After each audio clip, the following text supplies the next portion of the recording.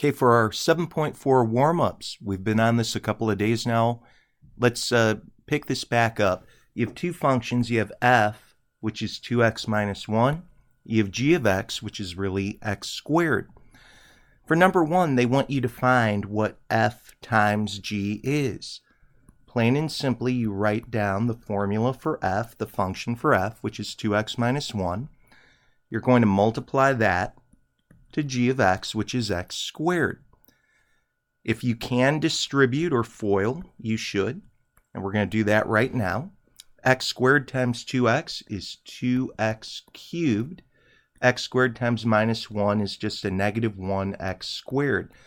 So that's really what we get for our multiplication of the two functions.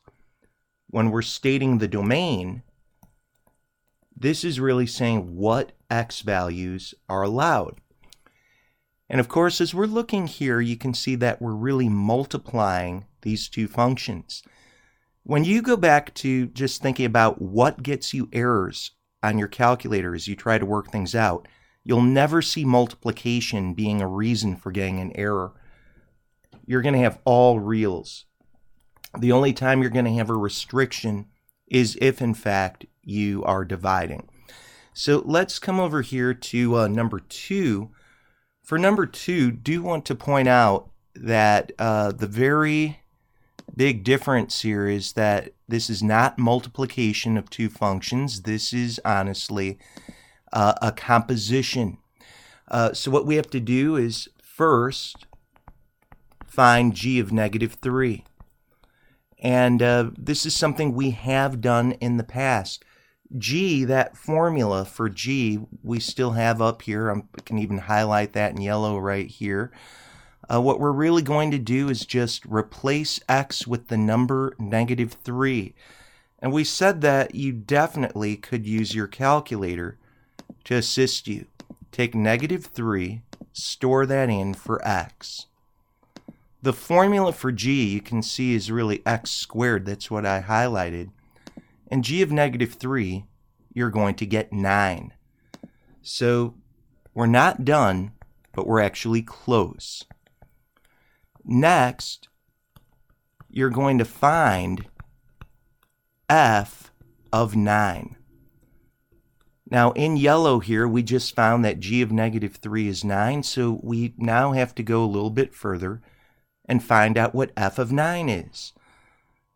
What that really means is we're going to let x equal 9. So I'll take 9, store that in for x. But this time, if you look over here, I'm running my cursor over it, f of x is equal to 2x minus 1. That's the function of x. So I'm going to just type out 2x minus 1. We're saying plug in x equals 9 there. You can very quickly get an answer of 17. That's your final answer. It's so tempting for kids to think that there are actually two answers to write down. Kids sometimes want to write 9 and 17, but we only write 17 by itself. The last warm-up that we have is still a composition, but you're going to notice on this inside part, we don't have a specific number to plug in for f. And that can get kids a little confused at first. They'll say, well, I don't know what to do on that inside. The answer is there is nothing to do on the inside. F of x, plain and simply, is 2x minus 1. Really what we have to do is look to the outside function. G, and here's where we're going to use that function notation. We'll say g of a blank equals blank squared. Wherever we have an x, we're going to write an open space. And that's what you're seeing right here. So g of a blank equals blank squared. So I'm going to plug in f of x inside. And it's really g of f of x equals f of x squared. But what was f of x? We already said it was 2x minus 1. So we have 2x minus 1 quantity squared.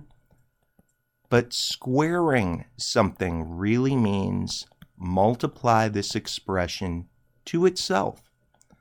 So I'm going to multiply 2x times 2x. That'll get me 4x squared. 2x times minus 1 is a minus 2x. Negative 1 times 2x is a negative 2x. Negative 1 times negative 1 is a plus 1. Finally, combine your like terms. Negative 2x and negative 2x add to negative 4x. And there you have it. 4x squared minus 4x plus 1 is your final answer, and we are done.